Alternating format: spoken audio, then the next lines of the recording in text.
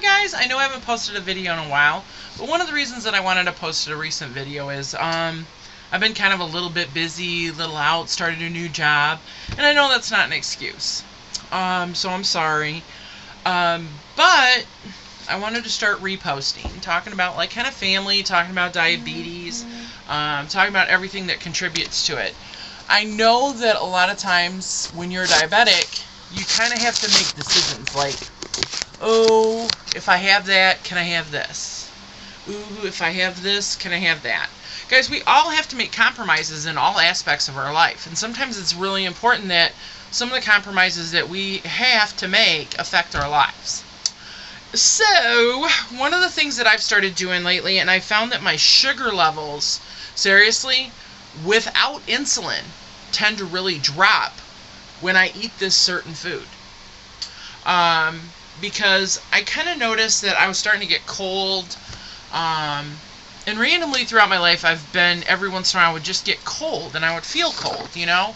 Also, I just feel like, oh, I just don't have any energy. So I kind of started looking into it and found that iron can cause all this. Well, then I remember my nieces used to have iron issues when they were younger, and I'm like, holy smokes. I wonder if, like, when I was growing up, if I went undetected as having an iron issue like my nieces. So one of the things that I've done is I've added beets to my diet. Now, I don't like beets hot. I'm just going to be honest with you. I don't. However, I do love them in borscht. So right now I'm looking for a really good borscht recipe. Anybody has one? Please post it. Or send me a link to one. Y'all know I'm a big foodie. So that's another thing I want to discuss with you guys too. Become that foodie you want to be. You know, there's a lot of keto fun stuff out there that you can try as a diabetic. There's a lot of different things you could do instead of bread and stuff like that. I'm not going to edit this stuff out because I'm not an editing queen, guys. I yawn. I do it because it's associated with my allergies, believe it or not. Yeah, I found that out from my allergist. I was like, really? She's like, do you notice that certain times of the year you tend to yawn more than you do others? Like during allergy season? I was like, yeah. So anyways, let's stick to the diabetes thing though.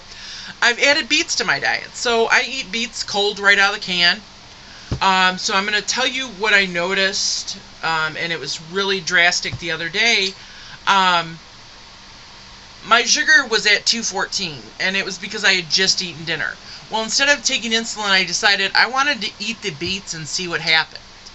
I ate the beets, and my sugar over the next hour, I'm not joking, dropped all the way down to 80. Right? That's what I was like. Whoa. Wait a second. No insulin, ate a can of beets, and there goes my sugar. So I kind of started doing a little bit of research, and I found a few things that said, oh, you know, hormones, stuff like that. So I'm definitely going to be checking into the hormone thing now because of that. But I just wanted to go over with you guys that price your diabetes medications. Go to your pharmacy. Don't just settle for what your doctor writes, and make sure that your doctors are writing the prescriptions for generic versions as well. Don't just let them write it for that Novolog pen, or let them write it for whatever they want to write it for. Remember, there are pens now at Sam's Club. Okay, so they have that. If you're needle leery like me, I've been needle leery. I've been a diabetic for so long now, like 4 years. So now I'm not as needle phobic like I used to be, to the point where I would shake. Like I was like, oh wait, I gotta give myself an injection.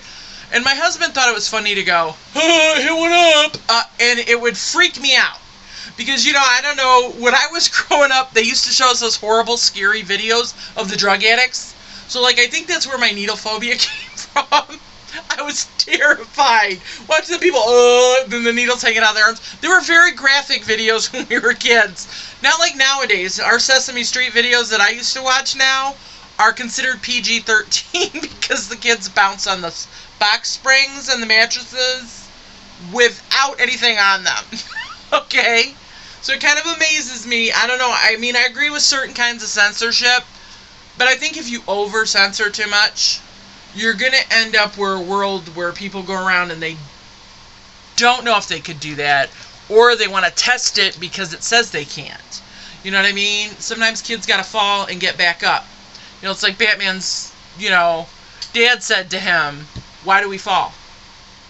So that we can get back up. You know what I mean? But anyways, okay, huge fan. Love all the Marvel comics. Love Disney. Love everything. Guys, I'm a huge fan of everything. A lot of things. So I just wanted to say, we all have to learn in different ways. And sometimes certain people and kids all learn by falling down and getting up. As parents, we learn, don't react real quick when that kid falls. Because if you do, the kid cries, right? They look at you real quick like, are you getting upset? Because I'm going to cry. Or you just go, hey, dust it off, come on, let's go. And you find the kid gets up and he runs off. No big deal. No harm, no foul. But he learned he doesn't like that fall. And he doesn't want to do that again. But anyways, getting back to the needles, getting back to the pens. If you guys like the pens and you're more comfortable, because I found when I became a diabetic, I'm just going to be honest, my doctor wrote me a script for those pens. They eased me, I'm not going to lie, they very much eased me into getting used to needles. Okay? But I am a penny pincher. So I'm going to be honest with you. I am a very big penny pincher. So these pens, they're great. They're so convenient, right? You just, you put the little needle on, you dial it up, you inject it. It doesn't really look like a needle, okay? And that's all great and well. But these, right here, do you know how much these cost? For if I wanted a month's supply? Yeah. Anywhere from $369, depending upon how much insulin you need, how many boxes you need, all the way up to $869 out of my pocket. Right? Because insurance has also changed too. We're not, it's not like we live in Canada, right? I gotta pick this up off the floor. It's not like we live in Canada. Guys, I have a few friends in Canada, and they don't pay any co-pays. Yeah, they might pay a higher cost of living, but personally, with some of these medical bills, I'd rather pay a higher cost of living than pay what some of this stuff costs. Now, I will tell you this, Sam's Pharmacy, and you do not have to be a Sam's Club member, but I will tell you this, it's worth it to become one. With these particular pens, Sam's has their own version.